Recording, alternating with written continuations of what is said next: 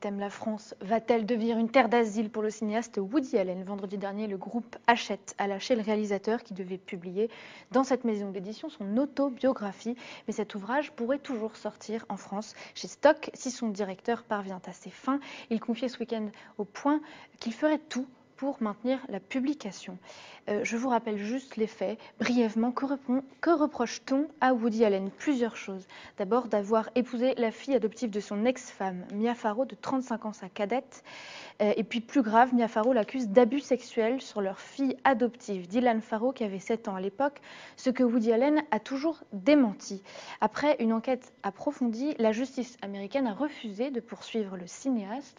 Donc, au regard de la justice, cet homme est innocent. Voilà pour le contexte. Richard Bouygues, est-ce que vous êtes rassuré qu'en France, un éditeur veuille encore le publier? Je ne sais pas si je suis rassuré. Moi, ça me pose quand même plusieurs questions. D'abord, il y a eu une analogie entre Polanski et Woody Allen. À ce que je sache, il n'y a pas, de la part de Woody Allen, ne souffre pas d'une condamnation par la justice. Et donc, je pense que déjà, cette comparaison n'avait pas lieu d'être. La deuxième question, c'est qui décide?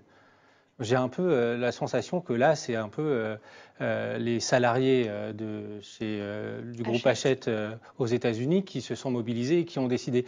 J'ai peur que, un peu comme le disait Stephen King, qui est le suivant, parce que finalement, si à chaque fois c'est le tribunal populaire qui décide de la publication ou non d'un auteur, ça pose un sujet. On a un auteur là qui n'a pas de condamnation en justice. Pourquoi ne pas... Télérama disait laissons décider les lecteurs sur cette affaire.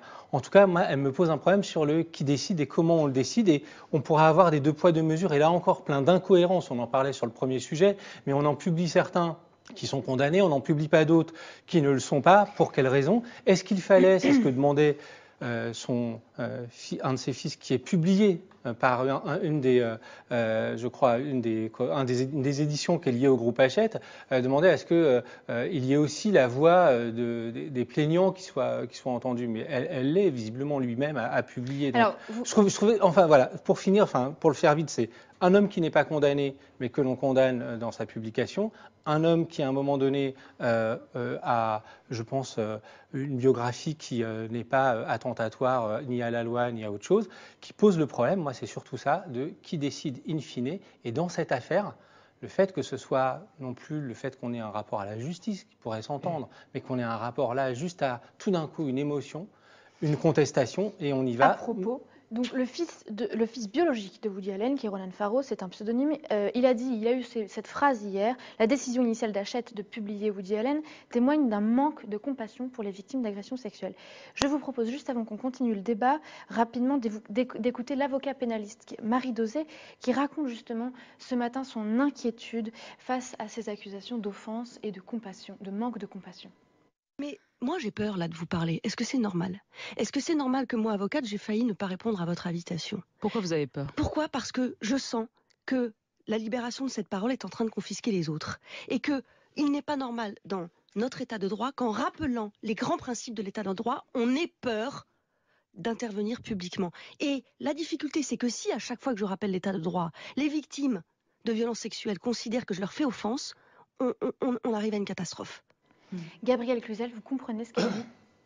Oui, évidemment. Moi, j'avoue que cette affaire me suscite des sentiments ambivalents. Le premier, c'est que je suis plutôt contente qu'il y ait un sursaut de la société face à ce que j'appellerais une dérive post-68 art, libertaire et échevelée, c'est-à-dire que tout était ordre bourgeois, y compris ce qui s'opposait à la pédophilie. Donc, c'est ce que George Orwell appelait la décence commune. Il y a sans doute un tir de barrage, là, tout d'un coup. On le voit avec les affaires diverses et variées, Polanski, Maznev. Mais en l'occurrence, là, il n'a pas été condamné. Donc, comme vous le disiez tout à l'heure, en effet, on est face à un tribunal médiatique. Alors, il y a une accusation de son ex-épouse, mais une femme, et ce serait le pire des sexismes de l'affirmer, n'est pas innocente par nature. Hein, c'est vraiment avoir, je le dis parfois, avoir pas lu plus loin que Martine à la plage pour s'imaginer qu'une femme n'est pas capable de calcul, de dissimulation, et on le sait bien que dans un cas de mariage qui se fracture, ça peut arriver. Donc,